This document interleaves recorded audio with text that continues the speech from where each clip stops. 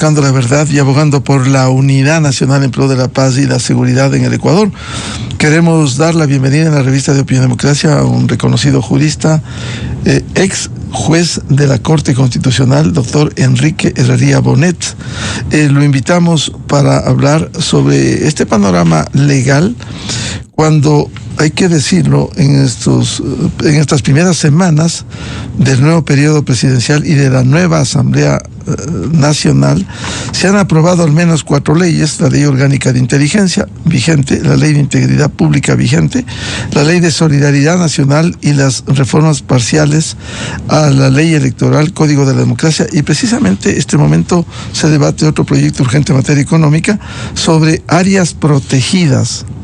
Temes que, al igual que este último proyecto de ley que fuera aprobado para el primer debate en la comisión respectiva este domingo, se incluyen otros temas, como ya están vigentes las leyes que mencioné. Con estas consideraciones ha comenzado, al menos conocemos de una demanda de inconstitucionalidad presentada ya en la Corte Constitucional. ¿Cómo ve este panorama, doctor Enrique Herrería Bonet? Muy buen día. Por favor, el audio, Enrique. Sí, muchas gracias, Miguel. Gusto en saludarlo. Quiero hacer una brevísima introducción antes del análisis. Yo, igual que los ecuatorianos, apreciamos en alto grado los indicios que nos está enviando el gobierno nacional de que está enrumbando el país. Las decisiones que se han tomado en cuanto a la seguridad son importantes. Me parece que hay que destacar las actuaciones del señor ministro del Interior. Son unas explicaciones claras, coherentes, creo que absolutamente verdaderas. Creo que también nosotros estamos viendo que la disminución del riesgo país nos hace ver de que estamos vendiendo un mensaje ante el concierto de las naciones positivas para que esto haya variado respecto a los cerca de 2.000 puntos que estábamos hasta hace poco. Me parece que los viajes del presidente de la República están produciendo resultados que se verán en el corto plazo de intercambios comerciales con naciones tan importantes como los Estados Unidos, países europeos, la propia China. Todo eso de allí es muy importante. Ahora bien, si se debe hacer una crítica, creo que siempre debe ser positiva. Me parece que a estas iniciativas del señor presidente de la República no le están acompañando la debida asesoría jurídica apropiada.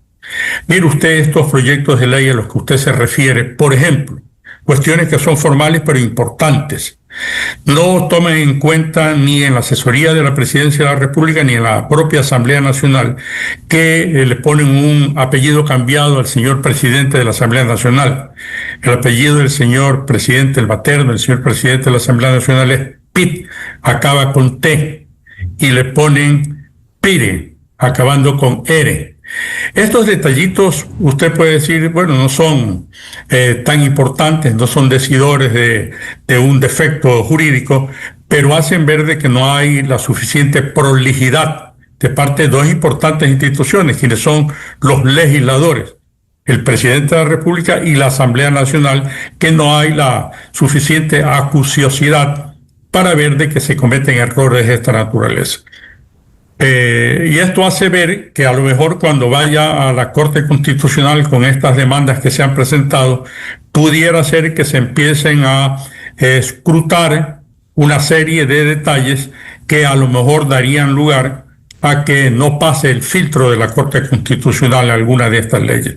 Esa es mi primera apreciación en términos generales. Creo, por ejemplo, que la ley de llamada solidaridad es una ley que manifiestamente no corresponde a una imposición de carácter normativa constitucional y también legal, de que tienen que los cuerpos normativos que salgan de la Asamblea Nacional cuando correspondan a materia económica urgente, tener lo que se llama unidad de materia, es decir, que solamente pueden tener ahí un cuerpo normativo que abarque la misma materia, que no pueden haber múltiples materias porque estaría incumpliéndose la disposición constitucional al respecto. Esas son las preocupaciones que a mí me abordan.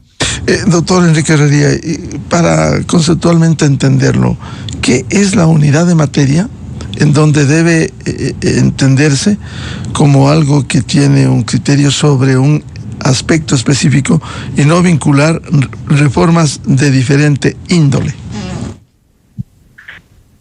Para no equivocarme y ser mucho más pedagógico para todo el mundo, me permito, si usted me da el tiempo, leer, que es brevísimo, el artículo 116 de la Ley Orgánica de Garantías Jurisdiccionales. Dice: el control formal de constitucionalidad comprenderá la verificación de la unidad de materia, para lo cual la Corte Constitucional verificará, entre otras cosas, lo siguiente. 1. Todas las disposiciones de una ley se refieran a una sola materia, por lo que debe existir entre todas ellas una conexidad clara, específica, estrecha, necesaria y evidente, de carácter temático, teleológica en cuanto a sus fines, o sistemática. Y 2, la totalidad del contenido del proyecto corresponda a su título. Y estamos nosotros viendo que ingresa con un título a la Asamblea Nacional, se le da una calificación en el Consejo Administrativo de la Legislatura de otra naturaleza, y en el Pleno termina cambiándosele el título porque se ingresan una serie de materias. Y por último, el tercer requisito dice que para determinar la conexidad entre las disposiciones legales, la Corte Constitucional deberá tener en cuenta la exposición de motivos y todas las variaciones entre los textos originales y los definitivos, entre otros. Esto de aquí nos preocupa. ¿Por qué razón? El otro día yo me refería a que me parece absolutamente equivocado por parte de algún asambleísta que decía que una vez que pasa por el Consejo Administrativo de la Legislatura la calificación de económico urgente, así como también que se ha observado la unidad de la materia, ya en el Pleno de la Asamblea Nacional pueden introducirse todos los cambios que sea menester, incluyendo múltiples materias. Eso me parece una equivocación absoluta, y por eso insisto en que el presidente de la República está enviando mensajes muy positivos a la nación, está emprendiendo en acciones muy positivas, está actuando con serenidad, pero también con una gran severidad. Y en esto aquí lo acompaño, reitero, el señor ministro del Interior. Pero parece que no se cuenta, tanto en la Presidencia de la República como en la propia Asamblea Nacional, con la debida asesoría jurídica, la experiencia jurídica, para no incurrir en estos errores que causan un retraso y que podrían producir una confrontación desde la visión que tiene el Ejecutivo, la propia Asamblea Nacional, con los precedentes de la Corte Constitucional. Por lo tanto, lo deseable sería que exista la posibilidad de un acercamiento entre la función ejecutiva, entre la propia Asamblea Nacional, con la Corte Constitucional, para ir perfeccionando estos proyectos y que no nos encontremos los ecuatorianos frente a una conflictividad entre funciones del Estado o entre organismos de control con las funciones del Estado, que a fin de cuentas le hacen mal al país, nos hace mal a los ciudadanos, y que no abona a esta celeridad que le está imprimiendo el presidente de la República a su deseo de reactivar la economía y de ofrecer lo que es indispensable para esa reactivación, que es la seguridad a la que tenemos derecho los ecuatorianos. Doctor Enrique Herrería, a propósito de lo que usted señala, por ejemplo, la ley de integridad pública, como fuera aprobada y está vigente, empezó con la ley de reformas a la contratación pública. Se empezó con la contratación pública, pero quedó como un capítulo, y se ha reformado alrededor de 20 cuerpos legales. ¿Esa es la observación que usted hace? A eso es a lo que me estoy refiriendo. No es posible que algo que ingrese teniendo relación a asuntos de carácter financiero, tributario, económico, de repente se le ocurra a algún asambleísta o a algunos asambleístas decir: ahora nosotros le vamos a incluir materia penal. ¿Por qué razón, si es perfectamente posible, no ponen en un cuerpo de materia en urgencia económica, como su nombre lo indica, es de urgencia económica, no tiene que ver con materias ordinarias.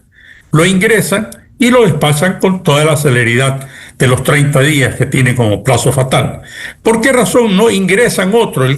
Los propios asambleístas tienen atribuciones para presentar proyectos de ley. La asamblea puede presentar proyectos de ley igual que otras instituciones.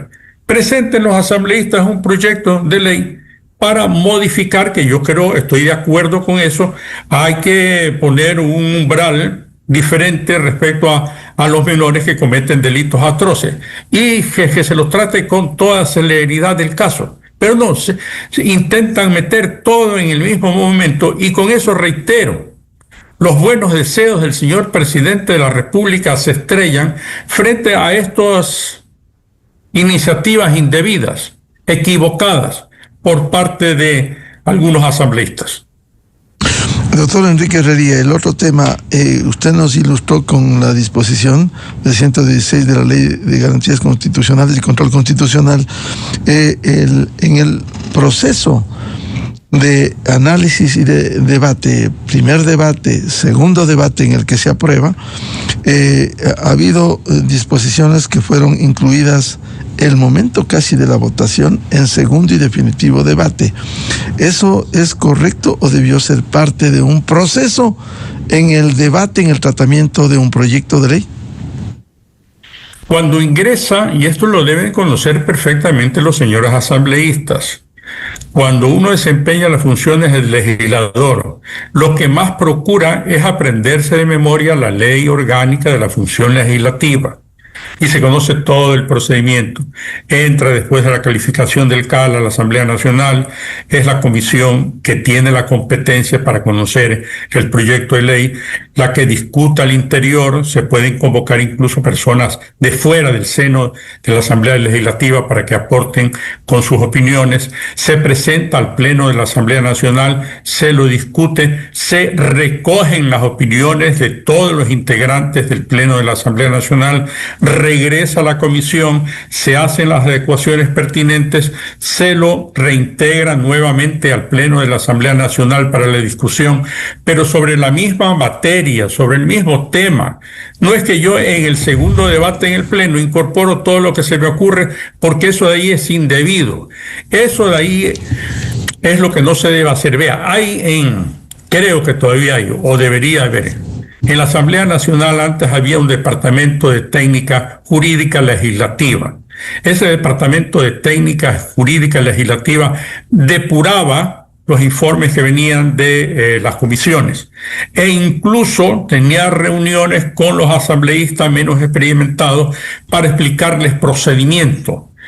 Eso de ahí debería ser materia de consulta permanente. No sé quién estará al frente de ese órgano. Antes estaban personas que conocían en materia legislativa y su aporte era siempre importante. No sé si ahora estén esas personas con esas mismas habilidades, conocimientos, experiencia. Y ante ellos deberían recurrir los asambleístas que son los menos experimentados, los más jóvenes o los que no tienen el conocimiento suficiente, para que les expliquen cuál es el procedimiento, porque si no, nosotros, ¿cuál es la consecuencia de esto, Miguel? Y esto lo digo muy respetuosamente hacia las iniciativas del señor presidente de la República. Esas buenas intenciones, reitero, del presidente de la República, para brindarnos a los ecuatorianos un país mejor, logran tener estas cortapisas producto de la ineficacia de la asesoría jurídica que puede existir en la propia presidencia de la República y en los órganos de asesoría jurídica de la Asamblea Nacional. El mejor ejemplo es cómo es posible que dejen pasar proyectos de ley y luego convertidos en ley, en las cuales ni siquiera se pone bien el nombre del señor presidente de la Asamblea Nacional. Claro, temas de forma, pero que son importantes en este procedimiento. Ahora, quiero consultarle, hay otra ley que está en vigencia desde el 11 de junio, en el Registro Oficial 57, la Ley Orgánica de Inteligencia. Allí se pone al menos entre los temas polémicos, al menos dos. El uno, el indulto anticipado, y el otro, la entrega de información. Como dice la primera disposición general, la información requerida por el órgano rector del Sistema Nacional de Inteligencia hay que entregar todos, sean personas naturales o jurídicas. ¿Qué implicación tiene esto? Vea, Miguel, esa es otra de las cosas que ponen de manifiesto la poca diligencia con que se tratan estos temas. En esa ley a la que usted se refiere, en unos casos ponen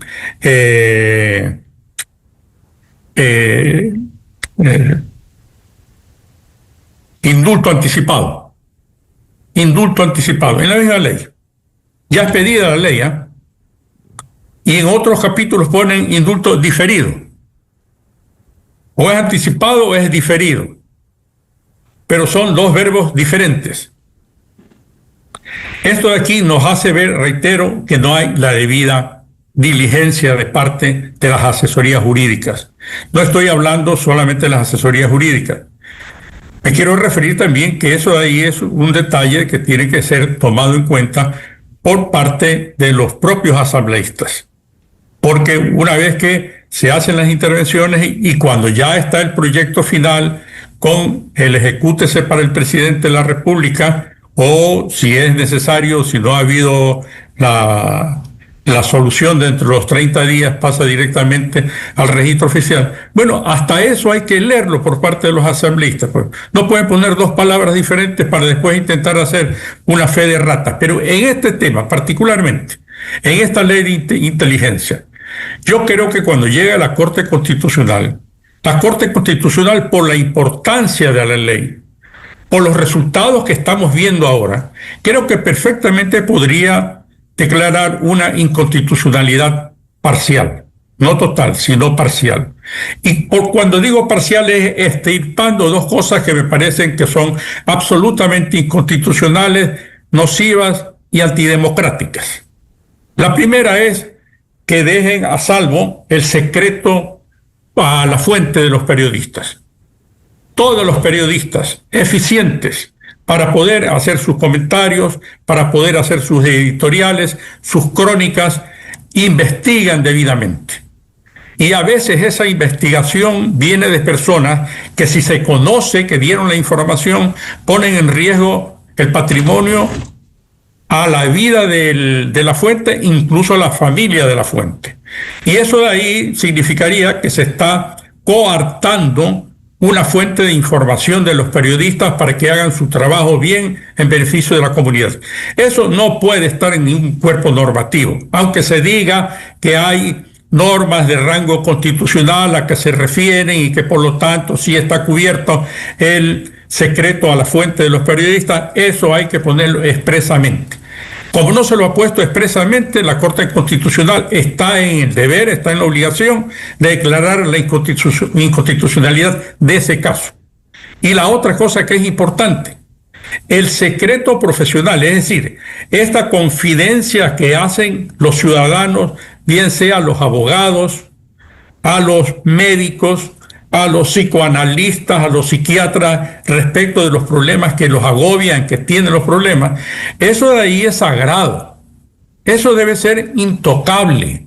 Y eso también deja abierta, esta ley deja abierta la posibilidad de que mañana el bloque de seguridad le pueda decir a cualquier abogado, a cualquier médico, a cualquier profesional y a cualquier cura, porque no está exenta ni siquiera el secreto de confesión en la iglesia: cuénteme usted lo que le dijo fulano de tal. Entonces, esas dos cosas deben ser extirpadas a la ley de inteligencia, y haría muy bien la Corte Constitucional si hace esta inconstitucionalidad parcial, extirpando de esa ley estas cosas que son absolutamente nocivas.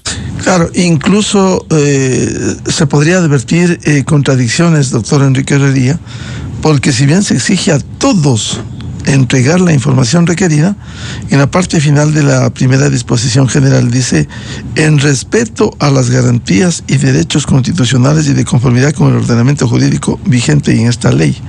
Si el artículo 20 de la Constitución consagra la reserva de la fuente, si le obligan a entregar la información requerida por el sistema de inteligencia, y al final dice: no, con respeto al ordenamiento jurídico, ¿en qué quedamos?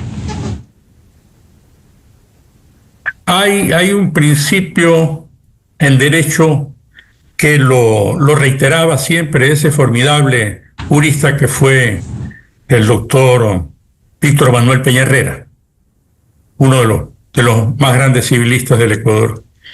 Decía que en derecho las palabras tienen el peso de los diamantes.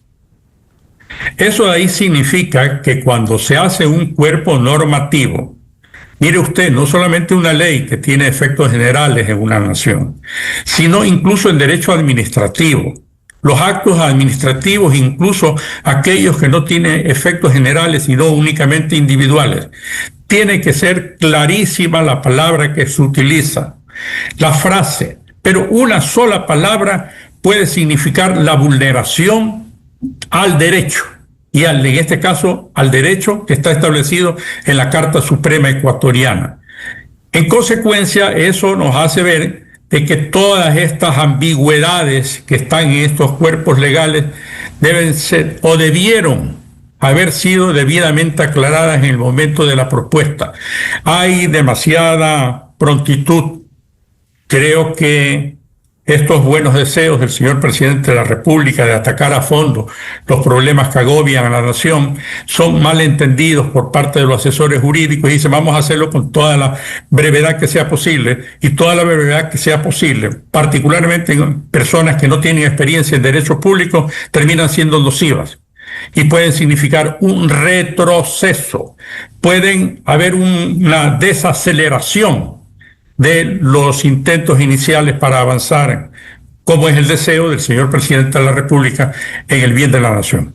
En este tema de la unidad de materia para el tratamiento de los proyectos de ley, doctor Enrique Herrería, quizás lo que se ha argumentado en los debates en la Asamblea es, por ejemplo, en el tema de seguridad interna se vincula la parte económica. Entonces, ahí vienen reformas, incluso se ha hecho al Código Orgánico Monetario y Financiero.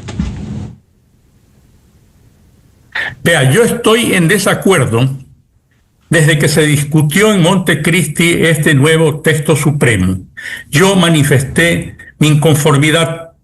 Yo dije que la Constitución de Salgonquí, la de 1998, requería reformas, pero no reformas que pasen por una asamblea constituyente, sino reformas que podían ser de una asamblea constituida. Eso era necesario. La Constitución del 98, para las personas que dicen que se debe volver a ella, creo que es un error. La Constitución del 2008 tiene cosas altamente positivas. Por ejemplo, el reconocimiento a la plurinacionalidad me parece interesante, me parece necesario. Me parece que el derecho de participación, como se lo enfatiza en los artículos 95 y 96 de la Constitución, son altamente positivos. Me parece que el catálogo de las garantías del derecho al debido proceso es muy bueno. Es decir, una serie más de disposiciones que hay de instituciones. Así como hay estas formidables, hay las nocivas a las que ya me he referido yo reiteradamente. Pues bien, si nosotros estamos observando que la Constitución tiene estas cosas que son positivas, intentemos nosotros hacer las reformas indispensables para que esto funcione, para que el país funcione. Entonces, no es posible que se llegue a entender que cuando dice la Constitución proyectos en materia económica urgentes, se puede decir el proyecto en materia económica urgente también tiene que introducir textos que hagan relación a la seguridad del país, porque sin seguridad no avanza la economía del país y por lo tanto hay una simbiosis entre urgencia económica y seguridad también. Esto de ahí es un sofisma y los sofismas no son aceptables en derecho. Entonces, quienes sostienen estas tesis están equivocados y hacen equivocar al país. A propósito de eso, la unidad técnica legislativa debiera contribuir si hay errores en los proyectos que remite el Ejecutivo, el de turno, el de ayer, el de ahora, el de mañana, para enderezar y que se aprueben leyes que sean absolutamente claras y respetuosas del ordenamiento jurídico. depende de quienes estén al frente de la unidad técnica legislativa, porque si son personas que no tienen experiencia o teniéndola no tienen la personalidad suficiente para decirle al señor presidente de la Asamblea Nacional o incluso a la asesoría jurídica de la Presidencia de la República, esto de aquí está plagado de equivocaciones. Por lo tanto, revíseselo para no solamente remediar los errores, sino incluso habría la posibilidad de que se retire un proyecto de ley para volverlo a presentar debidamente depurado. Entonces, depende también, siempre las instituciones, si bien es cierto que hay unas que son magníficas, una asamblea, la Presidencia de la República es magnífico porque representa al pueblo soberano. La Asamblea Nacional es el primer poder del Estado porque ahí están integradas todas las corrientes de opinión ideológicas que tiene el país, pero a eso tiene que estar acompañado que haya la asesoría suficiente. Entonces, es importante que en esa unidad de técnica jurídica legislativa estén personas con conocimientos, con experiencia y con personalidad para decirle a los asambleístas o al propio señor presidente de la Asamblea Nacional, esto adolece de estos errores, por lo tanto, produzcamos las rectificaciones necesarias para bien de la institucionalidad, pero para bien, en definitiva, de los ecuatorianos que queremos estos cuerpos que no tengan ambigüedades, que sean clarísimos para que sean debidamente aplicados y de inmediato por parte del Estado ecuatoriano. Ahora, escuchamos también a veces con desconocimiento asambleístas que por primera ocasión llegan a la legislatura, que esto, si es que hay algún error, esto se puede desarrollar en el reglamento. ¿El reglamento acaso por principio no desarrolla la aplicación de la ley? El reglamento no puede irse sobre el contenido de una ley. Usted no es abogado, Miguel, pero usted es un hombre muy inteligente y con una gran experiencia. Lo que dice es absolutamente cierto, son principios del derecho. El reglamento únicamente desarrolla los mandatos de la norma superior, que en este caso es la ley. Entonces no se pueden contradecir. Y el reglamento no puede ser extensivo más allá de lo que le está posibilitando la norma superior, en este caso la ley. Quienes sostienen eso de ahí están cometiendo un error. Ahora, usted hablaba de la Constitución cuando usted en su momento hizo observaciones que penosamente no fueron acogidas en Montecristi. Hay otro tema. El presidente precisamente está en España abriendo las posibilidades de inversiones para que haya ese fortalecimiento, la presencia de capitales extranjeros y nacionales. Hay que dar plenas garantías, confianza y seguridad jurídica. Por ejemplo, cuando se habla de sectores estratégicos en el capítulo 5, artículo 313, se habla del manejo de los sectores estratégicos siempre y cuando en definitiva no afecten a los derechos. Esto no puede ser un obstáculo para que se avance en esta apertura a la inversión. Yo he sido hasta tosudo, podría decir, en siempre insistir de que el Ecuador no va a avanzar. Y la mejor explicación es la siguiente. Más allá de los buenos deseos, de la positiva gestión del señor presidente de la República, de su inocultable energía, el vigor que ha impuesto desde la Presidencia de la República para beneficio de los ecuatorianos, pero mientras no se extirpen de la Constitución estas instituciones nocivas, como este privilegio, este monopolio que se reserva al Estado, de poder ser ellos los únicos gestores de los llamados sectores estratégicos.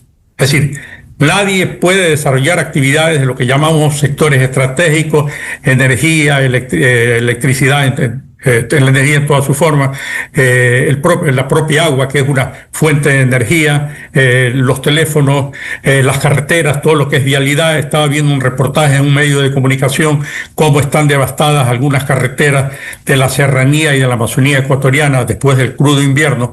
Esto solamente puede ser abordado por parte de capital privado. Hay que concesionar. No es que estoy diciendo que hay que producir estas empresas de economías mixtas en las cuales el Estado se reserva no solamente la mayoría de las acciones, sino que incluso se reserva la atribución de administrar el capital de los inversionistas. Con esas disposiciones no vendrá un centavo al país. Y si no viene inversión de capital, tampoco viene tecnología nueva, que es imprescindible para desarrollarlo. Mientras exista esa prohibición de que se revisen los mecanismos de contratación en el país, todo lo que es el sistema laboral, mientras se impida que haya arbitraje internacional para zanjar las disputas entre estos inversionistas privados con el Estado ecuatoriano, no vendrá un centavo al país. Y nosotros requerimos que haya inversión directa de capital en el Ecuador, porque eso atrae tecnología. El Ecuador no tiene ahorro interno, Miguel, como usted lo conoce y lo saben todos los especialistas en materia económica.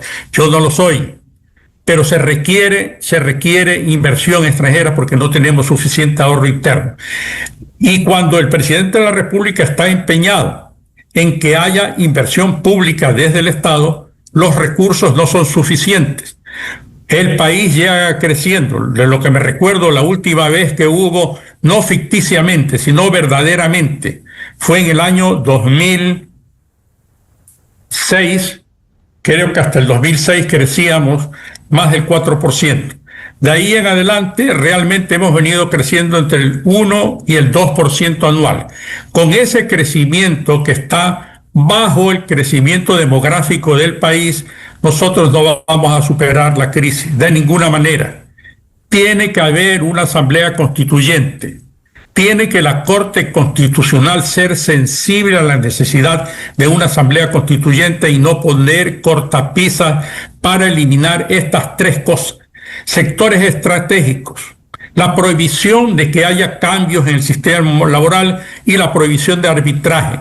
Hay quienes dicen, no, es que se puede hacer esto sin necesidad de una asamblea constituyente, a través de simples reformas parciales o enmiendas. Están equivocados. No se puede. Están perdiendo el tiempo y nos están haciendo perder el tiempo a los ecuatorianos.